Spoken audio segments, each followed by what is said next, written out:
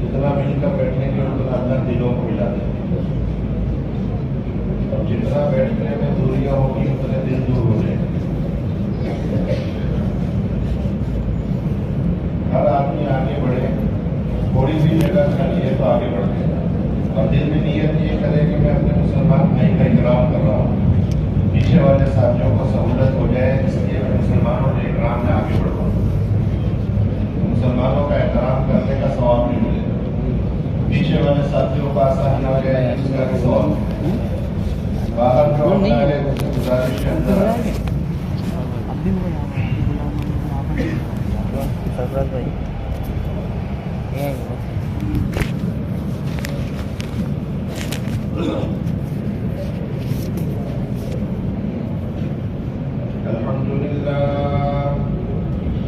अल्हम्दुलिल्लाह नहमदुहु व नस्तईनुहु व नस्तगफिरुहु व नु'मिनु बिही व नतवक्कलु अलैहि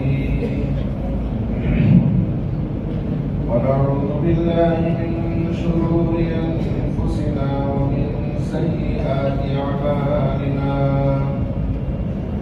मन यहदिहिल्लाहु फला मुदिल्ल लहु व मन युद्लिल्हु फला हादिय लहु ونشهد أن لا إله إلا الله وحده لا شريك له ونشهد أن سيدنا وحبيبنا ومولانا محمدا عبده ورسوله صلى الله تعالى عليه وعلى آله وصحبه وبارك وسلم تسليما كثيرا كثيرا.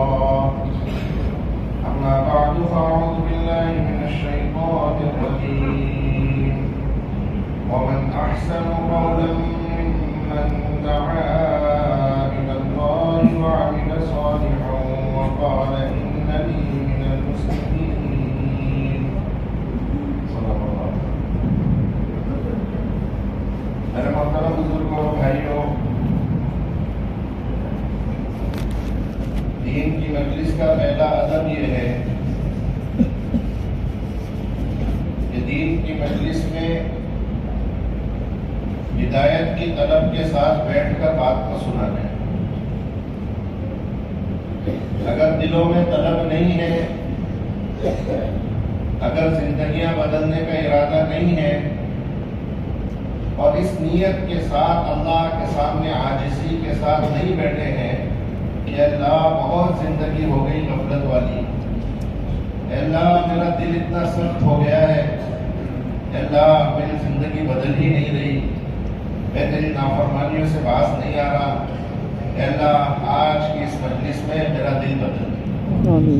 اگر اس جذبے کے ساتھ بیٹھیں گے اور اللہ کو اپنی عاجزی دکھائیں گے تو کہنے والا کوئی بھی ہوگا، لیکن اللہ آپ کی طلب پر آپ کے دل میں نور ہدایت ڈال دیں گے. پکی بات ہے. انما الاعمال بالنیات وانما لکل امرئ ما نوى. اعمال کا دار و مدار نیت پر ہے، اور ہر ایک کو وہ ملے گا جس کی وہ نیت کرے. اس لیے پورا مجمع اللہ کی طرف متوجہ ہو کر یوں کہے دل میں کہ اللہ بہت غفلت ہو گئی، آج تو اس ایمانی مجلس کے ذریعے ہمارے دلوں کی دنیا بدل دے. عمل کی نیت سے سننا اور لوگوں تک پہنچانے کی نیت سے سننا کریں گے انشاءاللہ. میرے محترم بزرگوں اور بھائیوں، یہ دین کی مجلسیں جس میں ہم اور آپ بیٹھ رہے ہیں، یہ صرف اتنا ہی نہیں ہے کہ یہ ثواب کی مجلسیں ہیں. ہمارے ذہنوں میں یہ بات بیٹھی ہوئی ہے کہ بھائی ثواب کے لیے بیٹھ رہے ہیں، اجر ملے گا، چلو اتنے سارے ایمان والے جمع ہیں، سب کے ساتھ بیٹھ جائیں گے، مغفرت ہو جائے گی، گناہوں کو نیکیوں میں بدل دیا جائے گا. ہے کہ نہیں یہ خیال؟ ہمارے ذہنوں میں یہ بات ہے کہ بھائی دین کی مجلس میں بیٹھنا ثواب حاصل کرنے کے لیے ہے. یقیناً ثواب حاصل ہوگا، یقیناً، کوئی شک نہیں ہے. حدیثوں میں صاف لفظوں میں اللہ کے نبی کے فرمان موجود ہیں کہ ان مجلسوں میں بیٹھنے والوں کے گناہوں کو نیکیوں سے بدل دیا جائے گا. فرشتے انہیں گھیر لیں گے اور اللہ اعلان کر دیں گے قوموا مغفورا لکم قد بدلت سیئاتکم حسنات. تو یہ تو ہوگا ہی ہوگا، لیکن صرف ثواب اور اجر کی نیت سے اور صرف ثواب کے لیے یہ مجلسیں نہیں ہے، بلکہ حقیقت یہ ہے کہ یہ ایمان کی مجلسیں یہ ہماری بہت بڑی ضرورت ہے. صرف ثواب کا مسئلہ نہیں ہے، ثواب تو حاصل کرنے کے بہت سارے راستے ہیں، لیکن یہ دین کی مجلسوں میں بیٹھ کر، ایمان کی مجلسوں میں بیٹھ کر آخرت کے تذکروں کو سننا، اللہ کی بڑائی کو کہنا اور سننا، جنت اور جہنم کو یاد کرنا، نبی کی سنتوں کی عظمت کا استحضار دل میں اتارنا، یہ ہماری بہت بڑی ضرورت ہے، حاجت ہے ہماری. جیسے جسم کی حاجت ہوتی ہے، جسم کو کھانا چاہیے، پانی چاہیے، ہوا چاہیے اور صاف ستھرا چاہیے. جسم کی ضرورت اگر پوری نہ ہوئی، کھانا نہیں ملا یا اچھا نہیں ملا، گندا کھانا ملا، پانی نہیں ملا یا گندلا ملا، اچھی ہوا نہ ملی، زہریلی ملی، تو جیسے جسم کی ضرورت پوری نہیں ہوگی تو یہ جسم بیمار ہو جائے گا، یہ ہل نہیں سکے گا، حرکت نہیں کر سکے گا، چل نہیں سکے گا، کچھ کرنا چاہے گا کر نہیں سکے گا، معذور ہو جائے گا. اور ایک لمبی مدت تک اگر جسم کی ضرورتیں نہ پوری نہ کی گئی تو پھر آخر میں یہ بیمار ہو کر مر جائے گا. تو جس طرح جسم کی، بدن کی اپنی ضرورت ہے، ویسے روح کی بھی اپنی ضرورت ہے، دلوں کی اپنی ضرورت ہے. ایمان کو تازہ کرنے کے لیے ایمان کے حلقوں میں بیٹھنا ہماری حاجت ہے.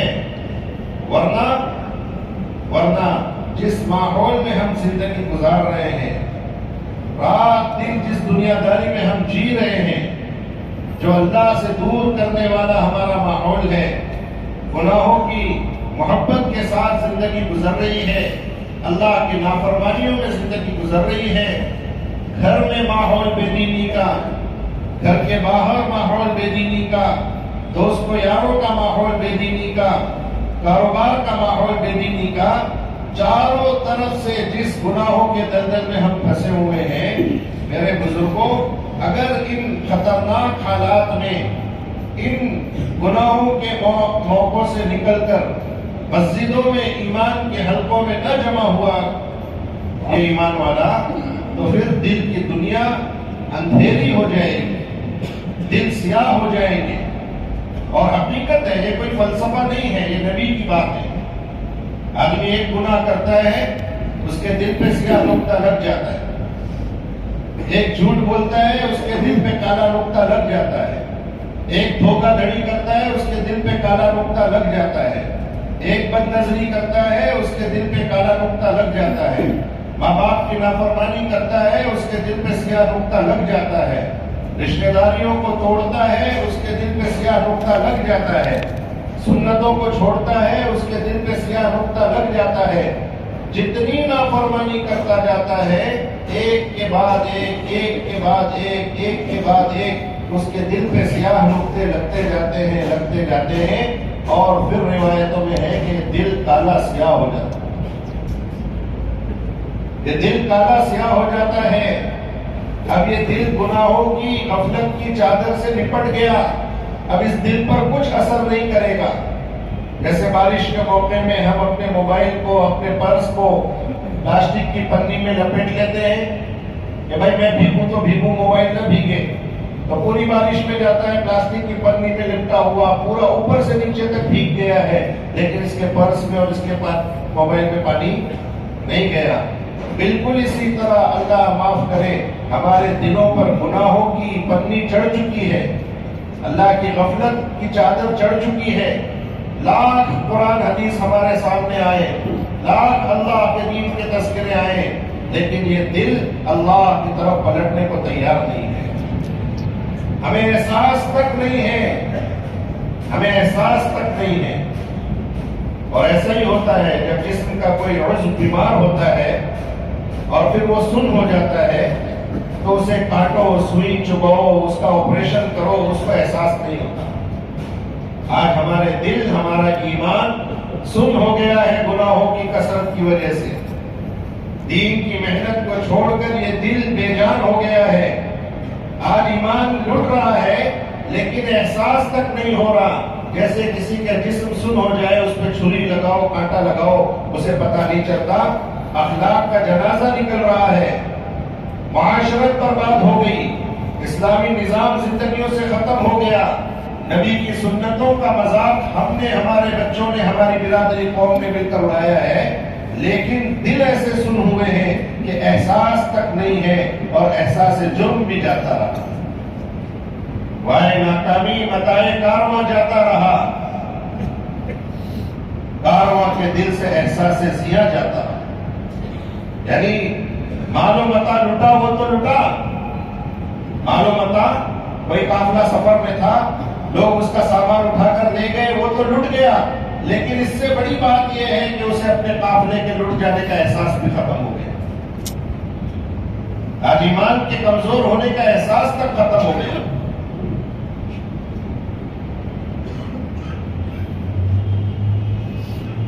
اس لیے یہ ایمان کے حلقے، یہ مسجدوں میں خود جمع ہونا اور امت کو ان کے مشغلوں سے نکال کر ان مسجدوں میں اللہ کے تذکروں میں بٹھانا، یہ ہماری سب سے بڑی ضرورت ہے، سب سے بڑی ضرورت ہے. اور ہماری ہی کیا ضرورت ہو، بلکہ صحابہ کے عمل سے پتہ چلتا ہے کہ صحابہ نے بھی اس کو اپنی ضرورت تسلیم کیا تھا کہ ہاں ایمان کے حلقوں میں بیٹھنا ہماری حاجت ہے.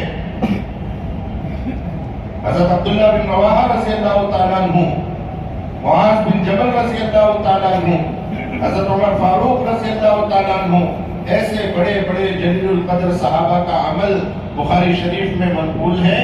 یہ لوگوں سے پاس جاتے اور ایک ایک ساتھی سے ملاقات کرتے.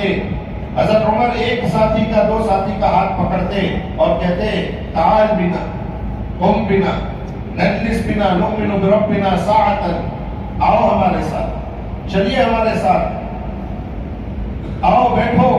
کیا مطلب؟ وہاں بازار میں بیٹھو، غفلت کے ماحول میں بیٹھ جاؤ، وہاں اللہ کو یاد کریں گے، چلو ہمارے ساتھ، اٹھو ہمارے ساتھ. یہ جملے اشارے کر رہے ہیں کہ یہ جلیل القدر صحابہ پر گشت کر کے ان کو باہر کے ماحول سے نکال کر، حالانکہ مدینے پاک کے ماحول سے بہتر ماحول کون سا ہوگا، لیکن اس کے باوجود مسجد کے باہر کے ماحول سے نکال کر لا کر مسجدوں میں جمع کر کے کہہ رہے ہیں آؤ تھوڑی دیر اپنے رب پر ایمان لے آئیں.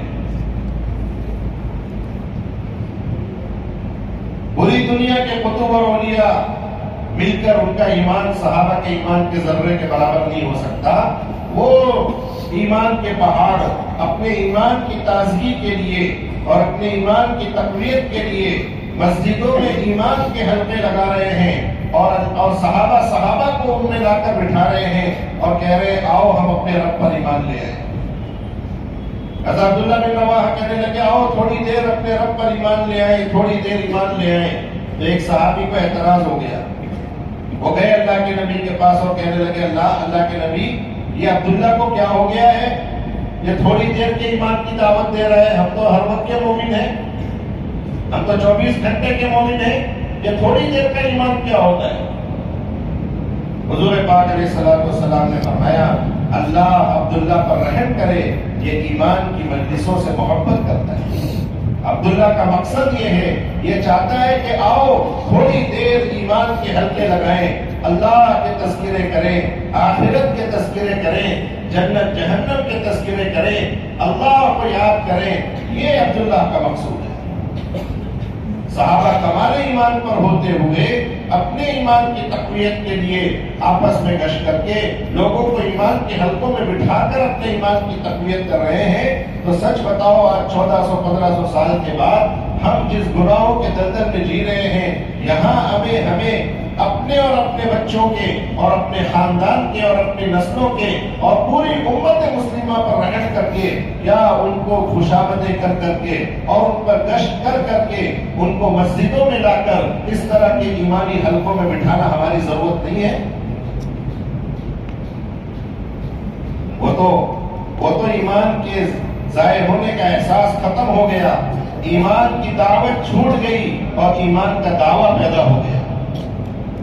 ایمان کی دعوت چھوٹ گئی اور ایمان کا دعویٰ پیدا ہو گیا کہ ہم تو مومن ہیں، ہمارے پاس تو ایمان ہے، ہمارے لیے تو جنت پکی ہے۔ کیوں؟ کیونکہ ہم نے کلمہ پڑھ لیا ہے۔ دیکھو ہمارا مسئلہ، ہم کسی پہ کفر اور اسلام کا فیصلہ کرنے والے کوئی نہیں ہوتے، وہ فیصلہ تو اللہ نے اپنے ہاتھ میں رکھا ہے۔ لیکن ایک ہے ایمان موجود، ایک ہے ایمان مطلوب۔ ایک ایمان وہ ہے جو ہمارے پاس ہے، ایک ایمان وہ ہے جو اللہ اپنے بندوں سے چاہتا ہے۔ قرآن میں جتنے وعدے ہیں، قرآن کے وعدے سنیے تو آپ قرآن کی آیتوں کو پڑھو گے تو اندر سے مچل جاؤ گے۔ قرآن میں اللہ کے بڑے بڑے وعدے ہیں۔ وعد اللہ الذین آمنوا منکم وعملوا الصالحات لیستخلفنہم فی الارض۔ اللہ وعدہ کرتا ہے ایمان والوں سے، اللہ وعدہ کرتا ہے ان لوگوں سے جو ایمان لائے اور اعمال صالحہ کیے۔ اللہ کا وعدہ ہے اللہ تمہیں زمین کی بادشاہت، زمین کی خلافت عطا فرمائے۔ من عمل صالحا من ذکر او انثى وهو مؤمن فلنحيينه حیاتا طیبہ۔ اللہ کا وعدہ ہے کہ جو ایمان اور اعمال کے ساتھ ہوگا اللہ اسے پاک صاف زندگی عطا فرمائیں گے، حیات طیبہ عطا فرمائیں گے، محبت والی زندگی عطا فرمائیں گے، راحت والی زندگی عطا فرمائیں گے، برکت والی زندگی دیں گے۔ یہ اللہ کے وعدے ہیں۔ وَلِلَّهِ الْعِزَّةُ وَلِرَسُولِهِ وَلِلْمُؤْمِنِينَ۔ عزت تو اللہ کے خزانے سے چل کر آتی ہے، نبی کے راستے سے آتی ہے اور ایمان والوں کو ملتی ہے۔ بڑے بڑے وعدے دنیا میں، وَأَنْتُمُ الْأَعْلَوْنَ إِن كُنتُم مُؤْمِنِينَ۔ اگر تم مومن ہوئے تو تم ہی سربلند ہوگے، کوئی تمہیں نیچے گرا نہیں سکتا، کوئی تمہیں پچھاڑ نہیں سکتا۔ یہ قرآن کے وعدے ہیں۔ لیکن آج ہم اپنی موجودہ پستی پر نظر دوڑائیں اور پوری دنیا میں آج جو امت مسلمہ ذلیل ہو رہی ہے، ہم اس پر جائزہ لیں تو ہمارے ذہنوں میں اللہ نہ کرے ہمارے ذہنوں میں قرآن کے بارے میں شک پیدا ہونے لگتا ہے۔ ہم کہتے ہیں بھائی یہ اتنی بڑی بڑی باتیں اللہ نے قرآن میں کی ہے، ایمان والوں کو کی مدد ہوگی، ایمان والوں کی نصرت ہوگی، ایمان والوں کو غلبہ ملے گا، ایمان والوں کو عزت ملے گی، ایمان والوں کو برکت ملے گی، راحت ملے گی، محبت والی سے کچھ بھی تو نہیں ہے، کچھ بھی تو نہیں ہے۔ کہاں ہے یہ اللہ کے وعدے؟ کہاں ہے اللہ کے وعدے؟ ایمان والے تو ہیں ہم اور اللہ کے وعدے پورے نہیں ہو رہے۔ تو دو ہی بات ہو سکتی ہے، یا تو نعوذ باللہ اللہ کی بات غلط ہے یا نہیں، پوری آسمان و زمین کائنات غلط ہو سکتی ہے، لیکن خدا پاک کی قسم قرآن کا کوئی حرف غلط نہیں ہو سکتا۔ اللہ کی بات تو وَمَنْ أَصْدَقُ مِنَ اللَّهِ قِيلًا، اللہ سے زیادہ سچا ہو کون سکتا ہے؟ جس نے سچ کو پیدا کیا اور جس نے اپنی مخلوق کو سچ بولنے کا حکم دیا، اس سے زیادہ سچا کون؟ تو اللہ کی بات تو سچی ہے، تو پھر کمی کہاں ہے؟ کمی میری طرف ہے، کمی میری طرف ہے کہ جس ایمان پر اللہ نے یہ وعدے کیے ہیں، جن اعلیٰ درجے کے اعمال پر اللہ نے یہ وعدے کیے ہیں، آج اس ایمان کی ہمارے پاس صرف شکل ہے، حقیقت کچھ نہیں، نام ہے، حقیقت ختم ہو چکی ہے۔ شیر اس لفظ کے ساتھ ایک حقیقت جڑی ہوئی ہے۔ شیر کی تصویر پر کوئی نہیں ڈرتا، کوئی نہیں بھاگتا، کوئی نہیں گھبراتا، اور حقیقت کا شیر آ جائے تو بڑے سے بڑا بہادر تڑپ جائے۔ پانی اس کو دن میں 100 مرتبہ صبح میں اور رات کو 100 مرتبہ شام میں پانی پانی پانی کی تسبیح پڑھتے رہو، ایک گھونٹ اور ایک رگ بھی گیلی نہیں ہوگی، پیاس بجھے گی نہیں۔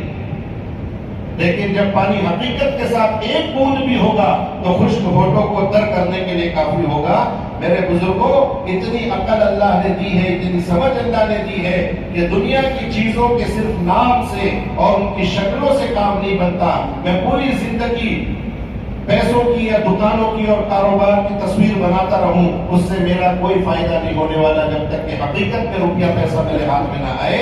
ایسے ہی میرے بزرگوں، یہ ایمان حقیقت والا ہماری زندگیوں سے رخصت ہو گیا، صرف نام کا اور شکل کا ایمان ہمارے پاس بچا ہے۔ اس لیے ہم کسی کو ایمان سے خارج تو نہیں کہتے، لیکن جو ایمان اللہ چاہ رہے ہیں، جس ایمان پر اللہ اپنے وعدے پورا کریں گے، وہ ایمان زندگیوں میں نہیں۔ اللہ جزائے خیر دے ہمارے حضرت جی کو، فرماتے ایمان کو ایمان کی علامتوں کے ساتھ بیان کرو۔ ایمان والے ایمان کو، جیسے کوئی بیمار اپنا تھرمامیٹر لگاتا ہے، دیکھتا ہے بخار کتنا ہے، ویسے ایمان کا تھرمامیٹر ہے۔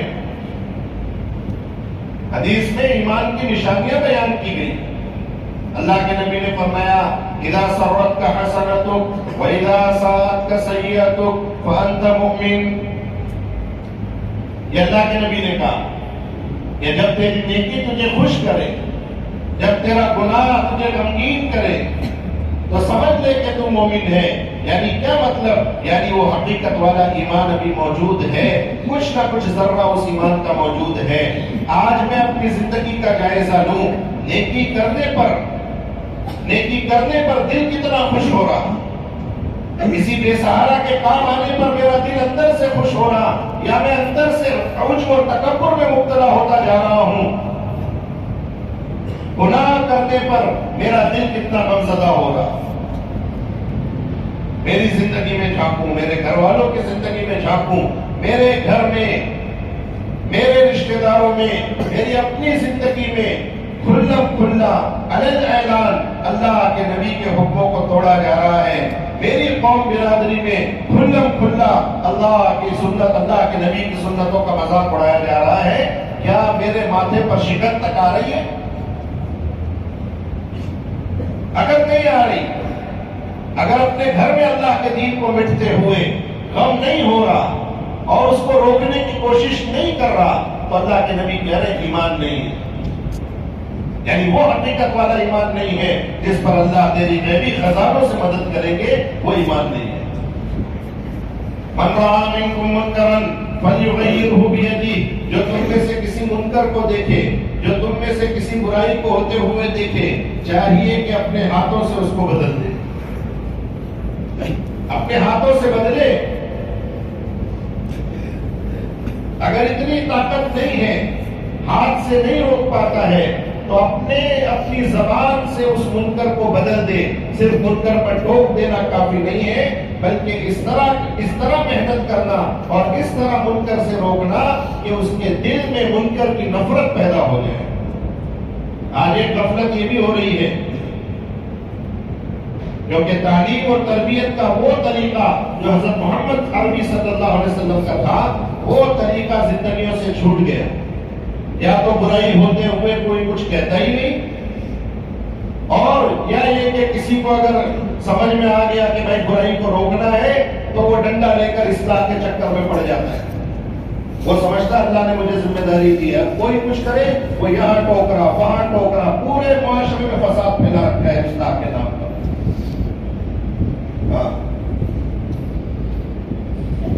حضرت جی نے فرمایا کہ اگر کوئی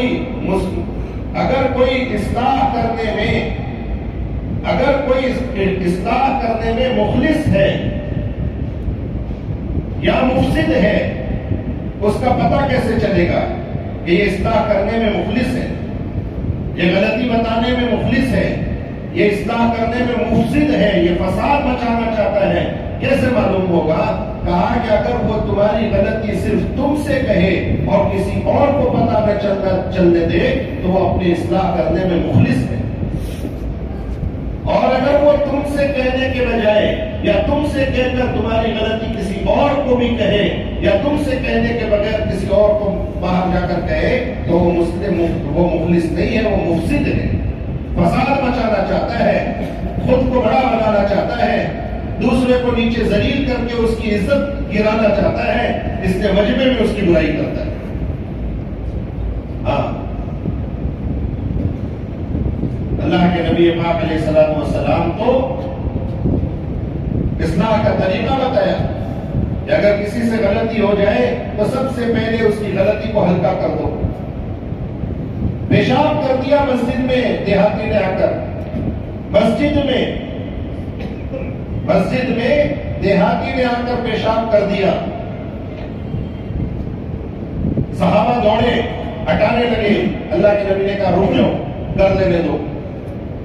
نبی اپنے حکم سے پیشاب کرنے دے رہے ہیں کہ کر لینے دو، اب جب کر ہی لیا ہے، اب مسلمان کو تکلیف پہنچانے سے اچھا اس کو اس کی ضرورت سے فارغ ہو جانے دو، اب اسے روکو گے تو یہ اس گندگی کو اور پھیلائے گا، یہ حکمت ہے، کر لینے دو۔ اور پھر اب صحابہ اس کو اتنا بڑا سمجھ رہے ہیں، کیا پہاڑ ٹوٹ گیا، کیا اللہ کا عذاب آ جائے گا، حضور نے بڑے معمولی انداز میں ٹھیک ہے ایک ڈول پانی بہا دو، ہو گیا صاحب، ایک ڈول، یعنی اس کی غلطی کو چھوٹا کر دیا، نادانی میں کر رہا تھا، اس کی غلطی چھوٹی کر دی اور اسے ذلت سے بچایا، اور پھر پاس بلا کر سمجھایا کہ بھائی اللہ کے گھر ہے، یہ گندگی کرنے کے لیے نہیں بنائے گئے، یہ عبادت کے لیے بنائے گئے، یہ اللہ کی طرف، یہ اللہ کو راضی کرنے والے اعمال کے لیے بنائے گئے۔ ایک شخص آیا اللہ کے نبی کے پاس، آ کر کہنے لگا اے اللہ کے نبی مجھے زنا کرنے کی اجازت دے دیجیے۔ اللہ اکبر، یا تو آج کوئی بزرگ کے پاس جا کے کوئی بدتمیزی کر دے، کوئی اونچ نیچ کا سوال کر دے تو اسے کہتے ہیں اٹھاؤ اس بدتمیز کو ہمارے یہاں سے، باہر پھینکو اسے، بات کرنے کی تمیز نہیں ہے، بات کرنے کا سلیقہ نہیں ہے، کس سے کیا بات کرنا چاہیے۔ وہ حضور کے سامنے جا کر کہہ رہا ہے اللہ کے نبی مجھے زنا کرنے کی اجازت دے دیجیے۔ حضور نے کسی کو نہیں کہا اٹھاؤ اس بدتمیز کو، پھینکو یہاں سے باہر، کسی کو کچھ نہیں کہا، بلکہ بڑے پیار بھرے انداز سے، بڑی حکمت سے اللہ کے نبی نے اس کے سامنے اس طرح دین کی تعلیم پیش کی، یہ ہے فَلْيُغَيِّرْهُ بِلِسَانِهِ، کہ اس منکر کو اپنے زبان سے بدل دو۔ اللہ کے نبی نے اس طرح اسے سمجھایا کہ وہ کہنے لگے کہ خدائے پاک کی قسم اس ملاقات کے بعد مجھے زنا سے زیادہ گندی چیز اور کوئی نہیں لگتی، کیا تو میں اس کے بغیر رہ نہیں سکتا تھا۔ اور حضور کی تعلیم ایسی ہوئی کہ اس منکر سے ایسی نفرت دل میں بیٹھی کہ کبھی زندگی بھر جھانک کر دی نہیں۔ اللہ کے نبی کا انداز کیا سکھانے کا، ارے بھائی اگر تیری ماں کے ساتھ کوئی ایسا کرے تو تجھے کیسا لگے گا؟ اللہ کے نبی مجھے بہت برا لگے گا، میں نہیں برداشت کر سکتا۔ تو بھائی تو کسی کی ماں کے ساتھ، وہ کسی کے ساتھ کرے گا، وہ بھی تو کسی کی ماں ہے۔ تیری بہن کو کوئی ایسا کرے تو اللہ کے نبی بالکل نہیں، تو جس کے ساتھ ایسا کرے گا وہ کسی کی بہن ہے، وہ کسی کی بیٹی ہے۔ اور اللہ کے نبی نے اس کے سینے پر ہاتھ رکھا اور دعا دے دی۔ اللہ وہ فرماتے ہیں صحابی کے خدائے پاک کی قسم اس طرح سمجھانے کے بعد زنا سے زیادہ گندی اور نفرت والی چیز مجھے کوئی نہیں لگی۔ اور اپنی زبان سے بدل دو، اور اگر اپنی زبان سے بھی بدلنے کی طاقت نہیں ہے فَلْيُغَيِّرْهُ بِقَلْبِهِ، اپنے دل سے اس منکر کو بدل دو۔ کیا مطلب دل سے منکر کو بدل دو؟ حضرت جی فرما رہے تھے کہ اگر کسی برائی کو دیکھ کر، اگر کسی بے دینی کو دیکھ کر، اگر اللہ کے دین کے مٹتے ہوئے دیکھ کر تیرا دل نہیں تڑپتا، تجھے احساس نہیں ہوتا، تجھے راتوں کی تنہائی میں رونا نہیں آتا، تو اندر سے نہیں اڑتا اور تجھے غم نہیں ہوتا کہ اللہ یہ کیسا ہو رہا اور یہ کیسے تیرا دین مٹ رہا، اللہ میرے سامنے ہو رہا ہے، میں کچھ نہیں کر پا رہا ہوں۔ اگر یہ دل میں تیرے غم بھی نہیں ہے تو تیرے پاس ایمان کا آخری درجہ بھی بچا نہیں، آخری درجہ بھی بچا نہیں۔ وَذَلِكَ ضَعْفُ الْإِيمَانِ، حضرت نے فرمایا کہ بیٹے تجھے ایک کام بتاتا ہوں، کتب بننا ہے، کتب اللہ کا ولی بننا ہے، اللہ کے ولی بننے کا ایک راستہ یہ ہے کہ جہاں کہیں اللہ کے کسی حکم کو ٹوٹتے ہوئے دیکھو، اپنی دل کی طاقت لگا کر اس کا غم کھاؤ اور اس کے لیے بے چین ہو جاؤ اور اللہ کے سامنے رو کر کہو اللہ اس منکر کو بدل دے، اللہ اس گناہ کو ختم کر دے، اللہ یہ جو بے دینی ہو رہی ہے اسے تو اپنی طاقت سے مٹا دے۔ اگر دل میں غم کھاؤ گے اللہ کے دین کے بٹنے کا، اللہ تمہیں ولی بنائے۔ آج میں دیکھوں کہ میرے آنکھوں کے سامنے، میری آنکھوں کے سامنے کتنا دین مٹ رہا، دل میں غم کھانے کے بجائے اللہ کے دین کے مٹانے والوں کے ساتھ کھڑا ہو رہا ہے، اللہ کے دین کے مٹانے والوں کے ساتھ کھڑا ہو رہا ہے۔ کیوں؟ میری قوم کے لوگ ہیں، میری برادری کے ہیں، میری زبان والے ہیں، میرے مزاج کے ہیں، میرے دوست ہیں۔ اللہ کو ناراض کر رہا ہے اپنی دوستی یاری کے چکر میں، اللہ کو ناراض کر رہا ہے قوم برادری کے چکر میں۔ حدیث میں فرمایا کہ جو اللہ کو ناراض کرے گا مخلوق کو راضی کرنے کے لیے، جو مخلوق کو راضی کرنے کے لیے اللہ کو ناراض کرے گا، اللہ مخلوق کو بھی ناراض کر دیں گے، اللہ تو ناراض ہو ہی جائیں گے اور مخلوق بھی ناراض ہو جائے گی، کیونکہ مخلوق کے دل بھی اللہ کے قبضے میں ہے۔ اور اگر اللہ کو راضی کرنے میں کسی مخلوق کی ناراضگی کی پرواہ نہیں کرے گا، اللہ تو راضی ہو ہی جائیں گے اور اللہ مخلوق کو بھی راضی کر دیں گے، کیونکہ دل اللہ کے قبضے میں ہے۔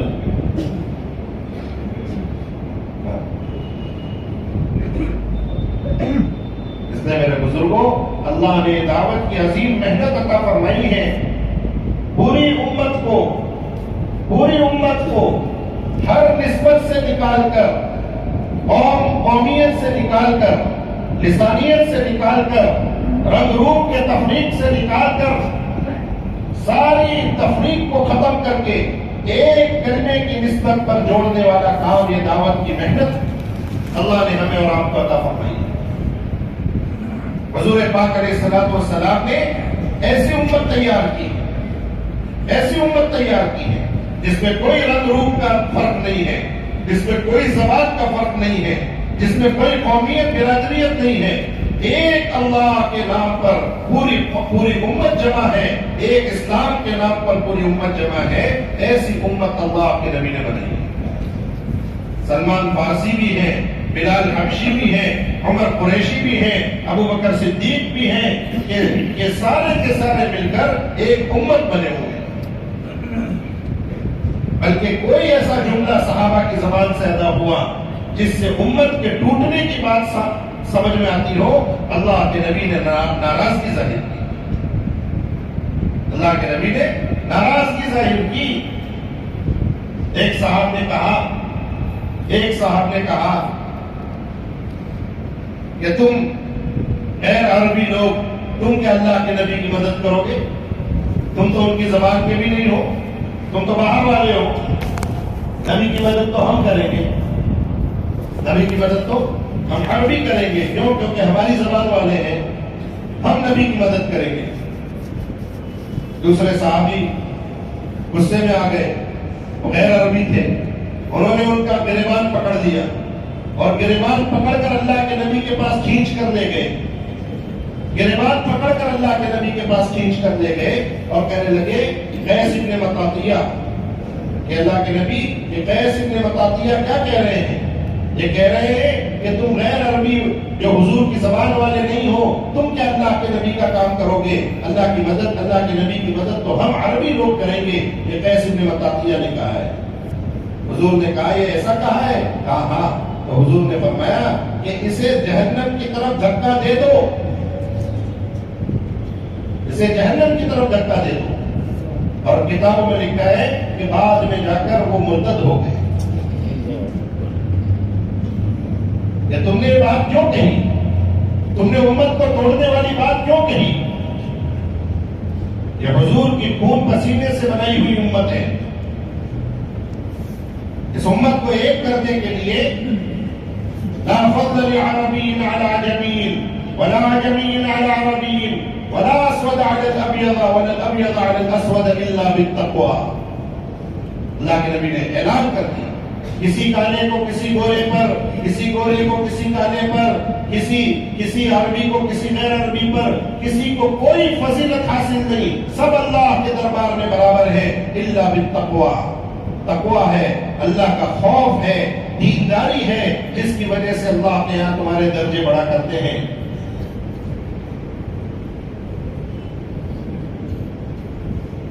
یا ایھا الناس انا خلقناکم من ذکر و انثی وجعلناکم شعوبا وقبائل لتعارفوا، اے لوگو ہم نے تمہیں ایک مرد اور عورت سے پیدا کیا ہے، مختلف زبانوں میں مختلف خاندانوں میں اس لیے بنایا ہے تاکہ تم ایک دوسرے کا تعارف کر سکو، پہچان سکو۔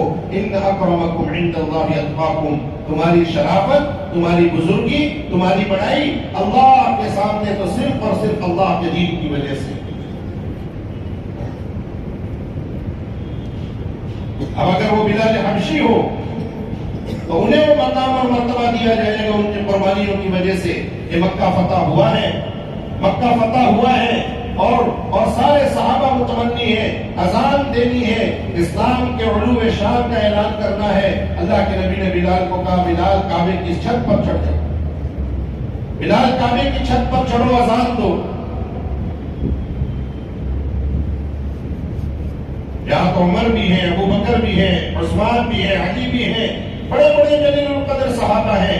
اللہ کے نبی نے بلال حبشی رضی اللہ تعالیٰ عنہ کو جب کعبے کی دیوار پر چڑھایا، یہ اعزاز اور اکرام اس لیے کیا کہ جو چٹانوں کے نیچے دب کر احد احد کہہ سکتا ہے، وہ اس کے لائق ہے کہ وہ کعبے کی دیوار پر چڑھ کر اللہ اکبر کے نعرے لگا سکے۔ اس امت کا امتیاز تو اس کی قربانیوں کی بنیاد پر تھا۔ آج ہم بٹ گئے فرقوں میں، آج ہم بٹ گئے جماعتوں میں، آج ہم بٹ گئے اپنی قوم اور برادریوں کے چکروں میں، اور حضور کی وہ محنت اور حضور کا وہ توحید کا پیغام، اجتماعیت کا پیغام ہم نے بھلا دیا۔ آج اس لیے ہم اللہ کی نظر میں ذلیل ہیں۔ وَاعْتَصِمُوا بِحَبْلِ اللَّهِ جَمِيعًا وَلَا تَفَرَّقُوا، آپس میں تفرق نہ کرو، آپس میں ٹکڑے ٹکڑے نہ ہو جاؤ، اللہ کی رسی کو مضبوطی سے تھام دو، ورنہ تمہاری ہوا اکھڑ جائے گی، تم ذلیل ہو جاؤ۔ ایک امت بنائی تھی اللہ کے نبی نے، ایک کام دیا تھا اس امت کو، اس امت کے مردوں کو، اس امت کی عورتوں کو، اس امت کے جوانوں کو، اس امت کے بوڑھوں کو ایک محنت پر چھوڑ کر گئے۔ تین باتیں فرمائی اللہ کے نبی نے دنیا سے جاتے ہوئے، اور ان تین باتوں میں پورے دین کا خلاصہ آ گیا۔ دنیا سے جاتے ہوئے باپ اپنے بچے کو پوری زندگی کچھ نہ کچھ سمجھاتا رہتا ہے، اور جاتے ہوئے پھر مختصر پورا خلاصہ بیان کر کے جاتا ہے کہ میری تین نصیحتیں یاد رکھنا، میری دو باتیں یاد رکھنا، اور وہ پوری زندگی کا خلاصہ بیان کر کے دنیا سے چلا جاتا ہے۔ اللہ کے نبی نے دنیا سے جاتے ہوئے اپنی امت کو تین پیغام دیے: الصلاۃ الصلاۃ الصلاۃ الصلاۃ، میری امت نماز نہ چھوڑنا، میری امت نماز نہ چھوڑنا۔ تمہارا نبی دنیا سے جاتے ہوئے تمہیں پہلا پیغام دے کر جا رہا ہے کہ اللہ کے یہاں اگر سربلند رہنا چاہتے ہو، اللہ کی مددیں دیکھنا چاہتے ہو تو نماز نہ چھوڑنا، نماز نہ چھوڑنا۔ نماز کے اذان کے دو جواب ہیں، اذان کے دو جواب ہیں، ایک اذان کا جواب قولی ہے، ایک اذان کا جواب عملی ہے۔ اذان کا قولی جواب تو یہ ہے کہ مؤذن جو کہہ رہا ہے وہ کہو، اذان کا قولی جواب، زبان سے اس کا جواب یہ ہے کہ جو مؤذن کہہ رہا ہے وہ کہو، وہ کہہ رہا ہے اللہ اکبر اللہ اکبر، تم بھی کہو اللہ اکبر اللہ اکبر، یہ اذان کا قولی جواب ہے۔ اور ایک اذان کا عملی جواب ہے کہ جو مؤذن کہہ رہا ہے وہ کرو۔ مؤذن جس دعوت کی طرف بلا رہا ہے اپنے سارے مشغلوں کو چھوڑ کر اس کی طرف آ جاؤ۔ لکھا ہے کتابوں میں کہ جو اذان کی آواز سن کر نماز کے لیے نہ آئے، جو اذان کی آواز سن کر نماز کے لیے نہ آئے، وہ اپنے قول سے تو نہیں لیکن اپنے عمل سے یہ کہہ رہا ہے کہ اللہ سب سے بڑے نہیں ہے۔ مؤذن کہہ رہا ہے اللہ اکبر اللہ اکبر، اللہ سب سے بڑے ہیں، اللہ سب سے بڑے ہیں۔ اور یہ اذان کی آواز سن کر اپنے مشغلوں کو نہ چھوڑ کر، اپنی دکانداری کو نہ چھوڑ کر، اپنی نیند کو نہ چھوڑ کر، اپنی مشغولیوں کو نہ چھوڑ کر، اللہ کے گھر کی طرف نہ آ کر اپنے عمل سے کہہ رہا ہے کہ نہیں نہیں، اللہ سب سے بڑے نہیں ہیں، میرا کاروبار بڑا ہے، میری نیند بڑی ہے، میری شہوت بڑی ہے، میری خواہش بڑی ہے، اللہ بڑے نہیں۔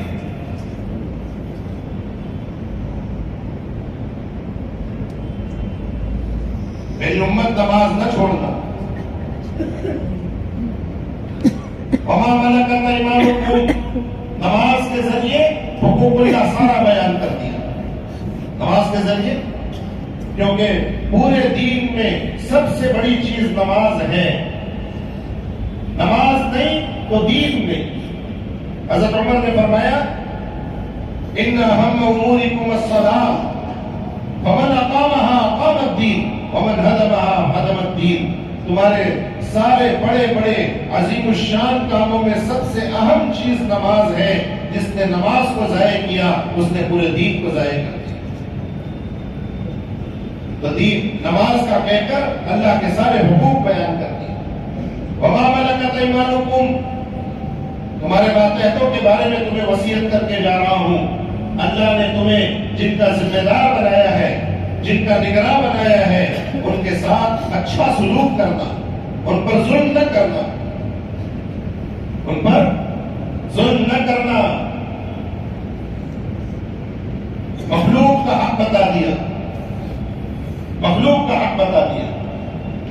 ہم نے یوں سمجھا، بعض بیچارے والدین سے ملاقات ہوئی، وہ کہنے لگے ہمیں اپنے بچوں پر ظلم نہیں کرنا ہے، وہ جیسے جینا چاہتے ہو جینے دو، وہ جیسا جینا چاہتے ہو۔ یہ ماڈرن زمانہ ہے، بچوں پر ظلم نہ کرو، بچوں کی مرضی کے مطابق انہیں جینے دو۔ ارے بچہ ابھی ناسمجھی کی عمر میں ہے، اس کی عمر کچی ہے، تم نے دنیا دیکھی ہے، تم ماں باپ ہو، تمہارے ذمہ داری ہے، تم کو اللہ نے ذمہ دار بنایا ہے، اور کل قیامت کے دن اللہ تم سے سوال کریں گے۔ ہاں، ہم یہ نہیں کہتے کہ بچوں کو مارو پیٹو، ان پر ظلم کرو، ان پر مسلط ہو جاؤ، ان کو تان و تشتی مار مار کے ان کے دل چھلنی کر دو، یہ تو نہیں کہتے، لیکن کم سے کم اللہ نے جو ذمہ داری دی ہے اسے تو نبھاؤ۔ اللہ نے جو ذمہ داری دی ہے اسے تو نبھاؤ۔ کل قیامت کے دن اللہ کسی ماں باپ سے نہیں پوچھے گا کہ اپنے بچوں کو کاروبار کرنا سکھایا تھا نہیں سکھایا تھا، دکان بنا کر دی تھی نہیں بنا کر دی تھی، لیکن ہر ماں باپ سے اللہ اس کا سوال کرے گا کہ یہ اولاد اللہ کی امانت تیرے ہاتھ میں دی تھی، تو نے اسے اللہ کا دین سکھایا تھا نہیں سکھایا تھا۔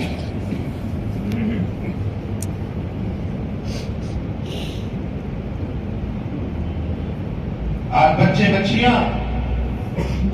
بچیاں نہ ماں باپ کو فکر ہے، نہ گھر میں تعلیم کرنے کا ہمارے پاس وقت ہے،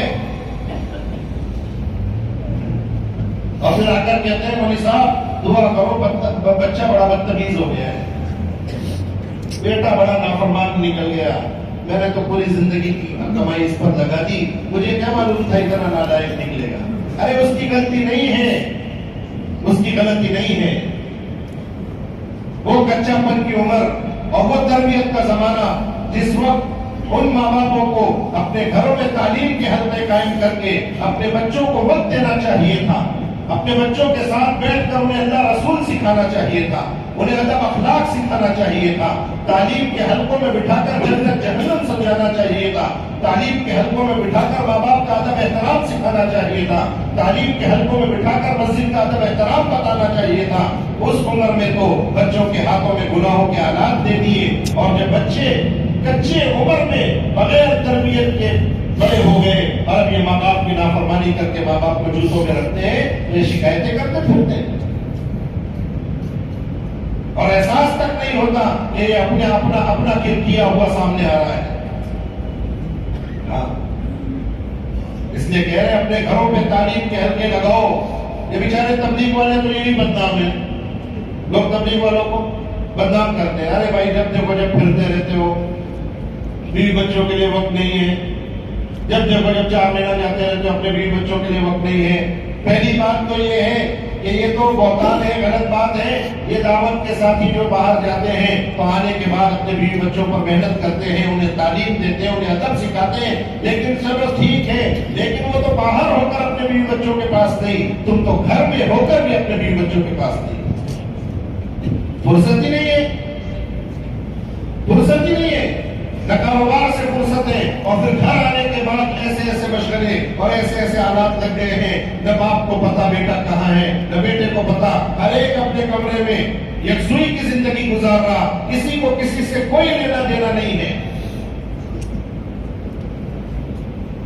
اللہ جزائے خیر نے ہمارے اکابرین کو کہہ رہے اپنے گھروں پر 5 اعمال کے ساتھ تعلیم کے حلقے لگاؤ، روزانہ کم سے کم آدھا گھنٹہ پونا گھنٹہ تو اپنی نسلوں کو تیار کرنے کے لیے لگاؤ.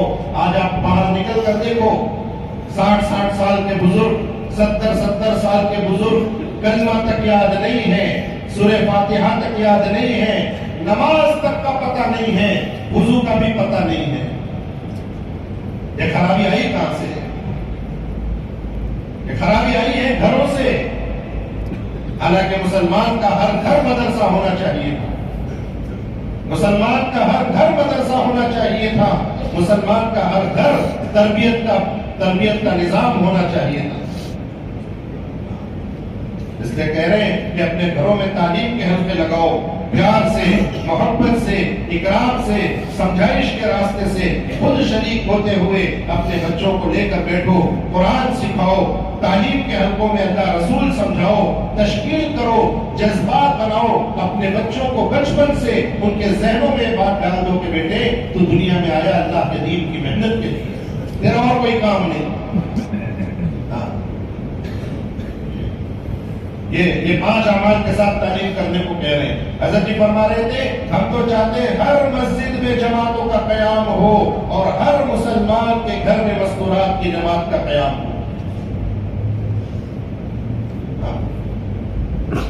ہر مسلمان کے گھر میں مستورات کی جماعتیں ٹھہریں تاکہ وہ 2 دن 3 دن وہ اعمال جو اعمال دعوت گھر میں زندہ ہوں گے نا، جو اعمال دعوت گھر میں زندہ ہوں گے، وہ تہجد زندہ ہوگی، وہ تسبیح زندہ ہوگی، وہ تعلیم کے حلقے گھروں میں آئیں گے، وہ دعوت کا ماحول بنے گا، گھر کے اندر کی بے دینی نکل کر باہر ہو جائے گی. مولوی صاحب ہمارے گھر پہ کسی نے کچھ کرا دیے، کہیں گے کچھ ہو گیا ہے، معلوم نہیں راتوں کو نیند ہی نہیں آتی، کچھ عجیب سا نظر آتا ہے، کچھ عجیب سا بہکا ماحول لگتا ہے. ارے کسی نے کچھ نہیں کرایا، یہ تو وہ شیطانی اثرات ہیں جو گناہوں کی وجہ سے گھروں میں جمے ہوئے ہیں، گناہوں کی وجہ سے گھروں میں جمے ہوئے ہیں. کتابوں میں لکھا ہے گھر میں داخل ہوتا ہے بغیر بسم اللہ کے اور رات کو دروازہ بند کرتا ہے بغیر بسم اللہ کے. شیطان اپنے چیلے چپاٹوں کو کہتا آ جاؤ آج رات کو سونے کی جگہ مل گئی. بغیر بسم اللہ کے کھانا کھاتا ہے، شیطان اپنے چیلوں کو کہتا آ جاؤ رات یہی سوئیں گے، اسی دسترخوان پہ کھائیں گے. اب جس گھر میں شیطان اور پوری جماعت رات گزارے اور کھانا کھائے، اب وہاں میاں بیوی میں جھگڑے نہ ہو تو کیا ہو، وہاں اولاد نافرمان نہ ہو تو کیا ہو. ان گھروں کے شیطانی اثرات کو نکالنے کا راستہ ہے گھروں میں اعمال دعوت زندہ کرو، گھروں میں اعمال عبادت زندہ کرو. اس لیے ہر ایمان والا اپنے گھر میں مستورات کی جماعت کا قیام کرائے تاکہ یہ تہجد، یہ اعمال، یہ تسبیحات، یہ قرآن کی تلاوت، یہ ذکر کے حلقے اور یہ عبادت کا ماحول اور یہ دعوت کی فضا اور وہاں سے ہمارے گھروں سے تشکیل ہو کر جماعت اللہ کے راستے میں نکلے، گھر جنت کا نشان بن جائے. ہاں، جب مسجدوں میں دعوت کے تقاضے پورے کیے جائیں گے، جب گھروں میں دعوت کے تقاضے پورے کیے جائیں گے تو پھر اللہ تعالیٰ وہ دن دکھائیں گے کہ ہمارے گھر کا، اس امت کا ایک ایک فرد لاکھوں کروڑوں کی ہدایت کا ذریعہ بنے گا، کروڑوں کی ہدایت کا ذریعہ بنے گا. دعوت کی محنت بڑی جاندار محنت ہے، دعوت کی محنت بڑی طاقتور محنت ہے. مولانا الیاس صاحب رحمۃ اللہ علیہ فرمایا کرتے تھے کہ مجھے قرن اول کا ہیرا مل گیا، میں یقین کے ساتھ کہتا ہوں کہ یہ کار نبوت ہے، مجھے اس کا یقین ہے کہ ایک کار نبوت ہے. مجھے قرن اول کا ہیرا مل گیا کہ قرن اول میں جس طرح ساڑھے 600 سال اور 600 سال تک جو کفر و شرک دنیا میں پھیلا ہوا تھا، جیسے دعوت کی محنت آتے ہی وہ پورا کفر و شرک ٹوٹ کر بکھر گیا. صحابہ کی وہ جماعت جو سب سے زیادہ کمتر لوگ سمجھے جاتے تھے، وہ دعوت کی محنت سے بدل کر قوموں کے امام بن گئے اور ایمان کے اعلیٰ معیار پر پہنچ گئے. حضرت مولانا الیاس صاحب رحمۃ اللہ علیہ فرمایا کرتے تھے، مجھے یقین ہے یہ محنت کار نبوت ہے، یہ قرن اول کا ہیرا ہے. جس محنت سے قرن اول میں انقلاب آیا تھا، اسی محنت کے ذریعے اس وقت بھی اللہ دینی انقلاب دکھائیں گے. اور ہو رہا ہے. ایسے لوگ جو اللہ کے دین سے غافل، اللہ کے گھر سے دور، جن کی زندگیاں گزر گئی اللہ کی نافرمانیوں میں، 1-4 مہینہ لگتا ہے اللہ دل کی دنیا بدل دیتے ہیں. یہ کل جو گلیوں میں بے دینی پھیلاتا پھر رہا تھا، آوارہ گردی کرتا ہوا پھر رہا تھا، غنڈہ گردی کرتا ہوا پھر رہا تھا، آج انہی گلیوں میں گشت کرتا ہوا پھر رہا ہے. آج انہی گلیوں میں لوگوں کی خوشامدیں کر کے ان کو اللہ کے راستے میں نکالتے ہوئے پھر رہا ہے.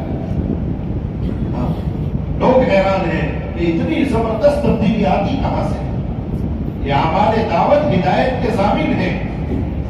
جہاں جس محلے میں، جہاں جس مسجد میں، جہاں جس ٹھیے پر اور جس گھر میں یہ دعوت کے اعمال اپنی حقیقت کے ساتھ زندہ ہو جائیں گے، یہ گشت زندہ ہو جائیں گے، یہ ملاقاتوں کا ماحول بن جائے گا، یہ تعلیم کے حلقے زندہ ہو جائیں گے، یہ اللہ کے بندوں کو اللہ کی طرف بلانے والا عمل زندہ ہو جائے گا، اللہ اسی جگہ کو ہدایت کا مرکز بنا دے گا. ہاں، چاہے پھر وہ افریقہ کے جنگل ہو، چاہے وہ امریکہ کی وہ حسین وادیاں ہو، چاہے وہ ہندوستان کی کوئی گلی ہو، جس جگہ ان اعمال ہدایت کو جس زمانے میں زندہ کیا جائے گا، اللہ وہی تاثیر ظاہر کر کے دکھائیں گے جو تاثیر حضور کے زمانے میں. تاثیر بدلی نہیں ہے. اللہ کے نبی کے جانے کے بعد ان اعمال دعوت کا اثر بدلا نہیں ہے. اچھا بتاؤ، اگر حضور کے زمانے میں شکر میٹھی تھی تو آج 1400 سال گزرنے کے بعد شکر میٹھی ہے کہ کڑوی ہے؟ میٹھی ہے. نیمبو اگر حضور کے زمانے میں کھٹا تھا تو آج کے زمانے میں کھٹا ہے کہ میٹھا ہے؟ کھٹا ہی ہے. مرچی اگر تیکھی تھی تو آج بھی تیکھی ہے. جب یہ مادی چیزیں 1400 سال گزرنے کے بعد اپنا اثر ان کا نہیں بدلا اور یہ اسی اثر پر باقی ہے، تو وہ اعمال ہدایت جو قیامت تک کے انسانوں کی رہبری کے لیے اللہ کی طرف سے حضور لے کر آئے ہیں، سچ بتاؤ کہ اللہ کے نبی کے دنیا سے جانے کے بعد کیا ان اعمال کی تاثیر ختم ہو گئی ہوگی؟ نہیں. حضور دنیا سے گئے ہیں، اپنی امت کو یتیم چھوڑ کر نہیں گئے ہیں. وہی طاقتور اعمال، کسی کو کہا کسی شاعر نے بڑے خوب انداز میں، فضائے بدر پیدا کر، فضائے بدر پیدا کر، فرشتے اتر سکتے ہیں تیری نصرت کو قطار اندر قطار اب بھی. یعنی فضا، بدر کی فضا پیدا ہو جائے کہ بدر میں ہر ایک اللہ کے دین کے لیے قربان ہونے کے جذبوں کے ساتھ، ہر ایک اپنی جان مال اللہ کے نام پر قربان کرنے کے جذبے کے ساتھ ہے. وقتا حبال منشی وصل حبال منشی. اللہ کے نبی آپ جس سے چاہے ہمارا رشتہ جوڑ دو، جس سے چاہے ہمارے رشتہ توڑ دو. آپ ہمیں حکم دے دو گے، ہم پر کے دماغ تک اپنے گھوڑے دوڑا دیں گے. آپ حکم دو گے، سمندروں میں کود جائیں گے. آپ جب جیسا کہو گے اللہ کے دین کے تقاضے کے لیے ہم سب تیار ہیں. یہ بدر کی فضا قائم ہو جائے. ہر فرد امت، مرد اور عورت آج بھی صحابہ کی طرح اپنی جان اور مال کا نذرانہ اللہ کے دین کو زندہ کرنے کے لیے اپنے ہاتھوں پر لے کر تیار ہو جائے. انشاءاللہ وہ ماحول جو بدر میں اللہ نے فرشتوں کا قائم کیا تھا آج بھی وہ موجود ہے. ہمیں یقین ہے اس کا. اللہ بدلے نہیں ہے اور اللہ تھکتے نہیں ہیں اور اللہ کمزور نہیں ہوتے اور اللہ کو تھکان نہیں ہوتی اور اللہ کا نظام بدلتا نہیں ہے. اللہ ہے، اللہ کا وہی نظام. اس لیے میرے بزرگوں، اس وقت اپنی زندگیوں کا فیصلہ کرنے کی بات ہے. زمانہ بڑے غور سے سن رہا تھا، ہم ہی سو گئے داستان کہتے کہتے. پوری دنیا انتظار میں ہے. ہم کہتے ہیں کچھ جو لوگ مایوس ہو جاتے ہیں نا، جو لوگ مایوس ہو جاتے ہیں وہ کہتے ہیں کہ اب کوئی کچھ نہیں ہو سکتا، کچھ نہیں ہو سکتا. دائی کبھی مایوس نہیں ہوتا اپنی محنت سے، دائی کبھی اپنی محنت سے مایوس نہیں ہوتا. پوری امت منتظر ہے، پوری دنیا کے لوگ منتظر ہیں اسلام کے لیے، حق کے لیے. وہ تھک چکے ہیں اپنی گندی زندگیوں سے. مغربی ممالک میں جا کر دیکھو، وہ تھک چکے ہیں اپنی گندی زندگی سے، وہ تھک چکے ہیں اس جانور پنے کی زندگی سے. کوئی انہیں سچائی بتائے تو صحیح، کوئی ان کے سامنے عود کی خوشبو پیش کرے تو صحیح، کوئی ان کے سامنے سچ اور حق کا راستہ دکھائے تو صحیح. لوگ منتظر ہیں حق کو قبول کرنے کے لیے. لوگ بے صبری سے انتظار میں تھے. ہم ہی سو گئے داستہ کہتے ہیں، ہم ہی اپنا کام بھول گئے. ہم نے اپنی زندگی کا مقصد بدل دیا. کھانا کمانا، گھر بنانا، گاڑیاں خریدنا، شادیوں میں اپنے آپ کو ضائع کرنا، برباد کرنا. مسلمان کا مال و جان آج شادیوں میں برباد ہو جائے. ابھی نظام الدین مرکز میں بنگال کی جماعتیں، ماشاءاللہ بنگال والے جماعتیں بنا کر لائے. 4 لاکھ 5 لاکھ 4 لاکھ 5 لاکھ 4 لاکھ 5 لاکھ. تو سارے مجمع میں عجیب سی آواز آنے لگی، او ہو ماشاءاللہ ماشاءاللہ، ایک کے بعد ایک 4 لاکھ 5 لاکھ کی جماعت، 4 لاکھ کی جماعت. تو حضرت نے کہا کہ اس پر تعجب کر رہے ہو، اگر مسلمانوں کی شادیاں دیکھو گے تو استغفار کرنا پڑے گا.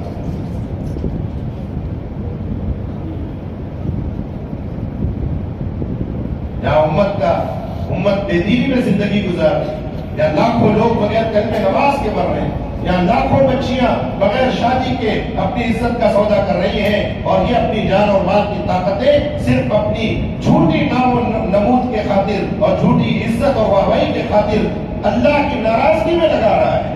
چلو جائز میں لگاتا تو بھی سمجھ میں آتا، اللہ کو ناراض کرنے میں لگا رہا ہے، اللہ کے نبی کے دین کا مذاق بنانے میں اڑا رہا ہے. اس لیے میرے بزرگوں، ہم تو توبہ کریں. جس کام کے لیے اللہ نے پیدا کیا تھا، جو ذمہ داری دی تھی، اللہ کے دین کو دنیا میں زندہ کرنے کی جو محنت ہمارے کاندھوں پر خیر امت بنا کر ڈالی گئی تھی، اور آخری وقت دنیا سے جاتے ہوئے اللہ کے نبی نے جو تیسرا پیغام دیا تھا، انفضوا جیش اسامہ، یہ اسامہ کی لشکر کو روانہ کرو، یہ اسامہ کی جماعت کو بھیجو. یہ پہلے صلاح کہہ کر حقوق اللہ بیان کر دیے، وما ملکت ایمانکم کہہ کے حقوق العباد بیان کر دیے، اور انفضوا جیش اسامہ کہہ کے دعوت کی محنت بیان کر دی. نبی دنیا سے جاتے ہوئے یہ 3 وصیت اپنی امت کے ایک فرض مرد و عورت کو کرنے گئے. آدمی جان دے دیتا ہے لیکن اپنے مرتے ہوئے باپ کی وصیت پوری کر کے جاتا ہے. میرے باپ نے کہا تھا میں ایسا کروں گا.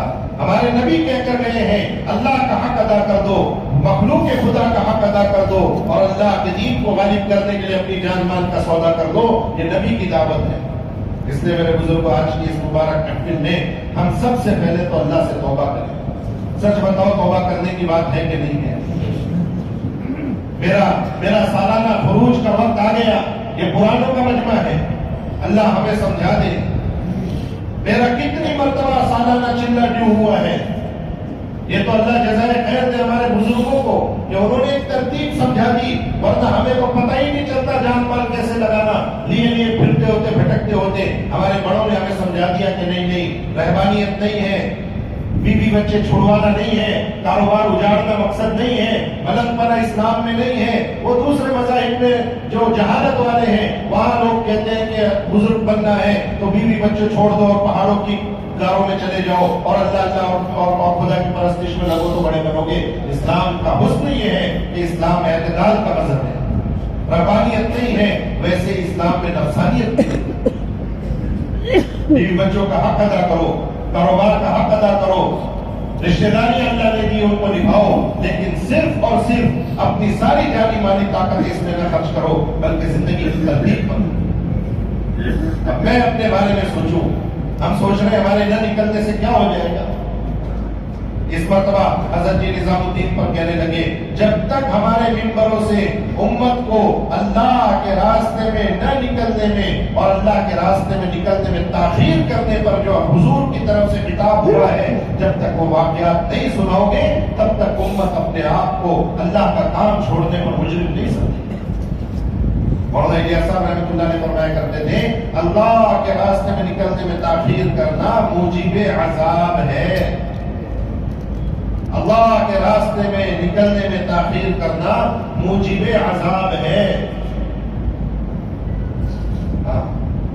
تبوک کے سفر میں جب کوئی مقابلہ بھی نہیں ہوا، صرف جانا تھا اور آنا تھا، 3 صحابی نہیں گئے. 3 صحابی نہیں گئے. اللہ کے نبی نے 50 دن کا بائیکاٹ کروایا. اللہ نے کروایا. حالانکہ صحابہ سے اور بھی غلطیاں ہوئی جو اللہ نے اس لیے کروائی کہ جو کام امت کی تعلیم کے لیے نبی کی شاعر شان تھا وہ نبی سے سرزد ہوا، جو کام نبی کی شاعر شان نہیں تھا وہ امت کی تعلیم کے لیے صحابہ کے ذریعے اللہ نے کروا کر امت کو تعلیم دے دی. اور بھی غلطیاں ہو گئی صحابہ سے، لیکن کسی غلطی پر اس طرح کی ناراضگی شریعت اور پوری سیرت میں کہیں ملتی نہیں. اگر چوری ہو گئی، کفارہ ادا ہو گیا اور حج جاری ہو گئی اور معاملہ رفع دفع ہو گیا. اگر کوئی اور جرم ہو گیا، حج جاری ہو گئی، معاملہ رفع دفع ہو گیا. لیکن پوری سیرت میں یہ ایک واقعہ ایسا ہے اللہ کے راستے میں نکلنے میں تاخیر کی. 3 صحابہ نے، جن میں 2 بدری صحابی ہیں. بدر والوں کے بارے میں کہا اللہ کے نبی نے کہ جو چاہے کرے، ان کی بدر کی قربانی اللہ کے ایسی قربان ہوئی ہے، اب کچھ بھی کریں اللہ کے سب مان. 2 بدری صحابی ہیں. ایک مرتبہ اللہ کے راستے میں نہیں نکلے، حضور ایسے ناراض ہوئے 50 دن کا بائیکاٹ اللہ کی طرف سے. مدینے میں کوئی سلام کا جواب دینے والا نہیں. جس اسلام میں 3 دن سے زیادہ بات بند کرنا حرام ہے، منع ہے، کتنی بھی ناراضگی ہے، کتنا بھی دل دکھایا ہے، کتنی بھی گستاخی کی ہے، 3 دن کے اندر سلام کر دو ورنہ اللہ کی لعنت میں پڑے گا. 3 دن کے اندر سلام کر دو. ہاں تکلیف ہوتی ہے، ٹھیک ہے، وقت دیا ہے، 3 دن کے اندر بات شروع کر دو. لیکن اس معاملے میں یہ امت کی تعلیم کے لیے اللہ نے اس معاملے کو اتنا بڑا بنا کر پیش کیا کہ اگر صحابہ جن کے لیے جنت پکی ہو چکی ہے، اگر وہ بھی اللہ کے راستے میں نکلنے میں تاخیر کریں گے تو اللہ اتنا ناراض ہو جائیں گے. کیوں؟ کیونکہ اب حضور کے بعد کوئی نبی نہیں آنے والا. اب حضور کے بعد حضور کا کام حضور کی امت کو کرنا ہے. اگر صحابہ تاخیر کریں تو اللہ ناراض ہو جائے. بعد میں آنے والوں میں سے کوئی اللہ کے دین کی محنت کے لیے تاخیر کرے گا، اللہ کتنا ناراض ہوں گے. اس لیے میرے بزرگوں، دنیا میں اللہ کا دین مٹتا رہا، ہم اپنے کاروبار میں لگے رہے، اس پر توبہ کرنے کی بات ہے کہ نہیں؟ دنیا میں اللہ کا دین مٹتا رہا، دنیا میں نمازیں ضائع ہوتی رہی، سنتیں ضائع ہوتی رہی، مسجدیں ویران ہوتی رہی اور مجھ سے میرے گھر کے بستر نہیں چھوٹے. سچ بتاؤ، اس پر توبہ کرنے کی بات ہے کہ نہیں؟ اس لیے میرے بزرگوں، سب سے پہلے تو میں اور ہم سب اللہ سے توبہ کریں کہ اللہ ہمیں تو معاف کر. الحمد للہ رب العالمین والصلاة والسلام علی سید الانبیاء والمرسلین. لا الہ الا انت سبحانک انا كنا من الظالمین. لا الہ الا انت سبحانک انا كنا من الظالمین. ربنا ظلمنا انفسنا وان لم تغفر لنا وترحمنا لنكونن من الخاسرین. ربنا آتنا في الدنيا حسنة وفي الآخرة حسنة وقنا عذاب النار. یا ارحم الراحمین، یا اکرم الاکرمین، یا حنان یا منان، یا ذا الجلال والاکرام، یا بدیع السماوات والارض، یا خالق الحب والنوى. اے مولا کریم، اے ہمارے رحیم و کریم اللہ، اے ہمارے پیارے اللہ، اے ساتوں آسمان و زمین کے مالک اللہ، اے پوری کائنات کے اوپر حکومت کرنے والے اللہ. اے اللہ، آپ بہت اچھے ہیں، آپ بڑے رحمان ہیں، آپ بڑے رحیم ہیں. اللہ آپ بڑے کریم ہیں.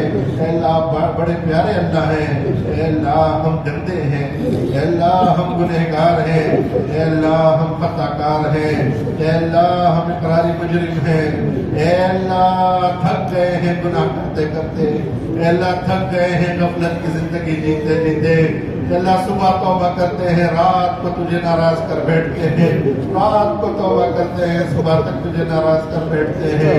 اے اللہ زندگی میں اے اللہ زندگی اندھیرے ہو چکی ہے، اے اللہ گناہوں کی ظلمت نے ہمیں ڈھانپ لیا ہے، اے اللہ گناہوں کے دلدل میں پھنس گئے ہیں، مولا کوئی نکالنے والا نہیں تیرے سوا، اے اللہ کوئی بچانے والا نہیں تیرے سوا، اے اللہ ہماری اس غفلت کی زندگی کو ختم کر دے، اے اللہ اس نافرمانی والی زندگی کو ختم کر دے، اے اللہ بہت ہو چکا، بہت ہو گیا اللہ، بہت ہو گیا، اے اللہ ہم زندگی کے کتنے دن بچے کچھ پتہ نہیں، اے اللہ تو ہم سے اپنے دین کا کام لے لے، اے اللہ ہم نکموں کو بھی کام کا بنا دے، ہم نکموں کو بھی کام کا بنا دے، تیری نظر کرم ہو جائے، آپ کا اشارہ ہو جائے اور ہماری بگڑی بن جائے اللہ، اے اللہ آپ قبول کر دو، اے اللہ آپ قبول کر دو، اے اللہ تیرے پاس تو بہت اچھے اچھے نیک بندے ہیں، ہمارے پاس تیرے سوا کوئی دوسرا رب نہیں اللہ، ہم کس کے پاس جائیں اللہ، کس سے معافی مانگے، اے اللہ کس کے سامنے اپنا دکھڑا کہیں، اللہ مخلوق کے سامنے ہاتھ پھیلاتے ہیں، وہ ذلیل کر کے دھکے مار کے ہٹا دیتے ہیں، مولا ہم ذلیل ہو چکے مخلوق کے یقین کے ساتھ، گناہوں کی نجاستوں سے ہمارے جسم ناپاک ہو گئے، اور اللہ یہ مخلوق کے یقین اور اسباب کے یقین سے ہمارے دل ناپاک ہو گئے، اے اللہ ہمیں سر کے بالوں سے لے کے پیر کے ناخن تک اللہ ہمیں پاک کر دے، اے اللہ دعوت کی محنت کے لیے قبول کر دے، اے اللہ عالم کے تقاضوں کے لیے قبول کر دے، اے اللہ ہمارے اس جرم عظیم کو معاف کر دے، اے اللہ جو غفلت ہو گئی اسے ختم فرما دے، اب جو باقی زندگی بچی ہے تیری فرما برداری کے ساتھ اور صحابہ کی طرح ملکوں کے لیے قبول فرما، اے اللہ ہماری نسلوں کو قبول فرما، ہماری عورتوں کو قبول فرما، ہمارے بچوں کو قبول فرما، اے اللہ ہمارے خاندان برادریوں کو اللہ تو اپنے دین کی محنت کے لیے قبول فرما، پوری امت مسلمہ کو اللہ ایک اور نیک کر دے،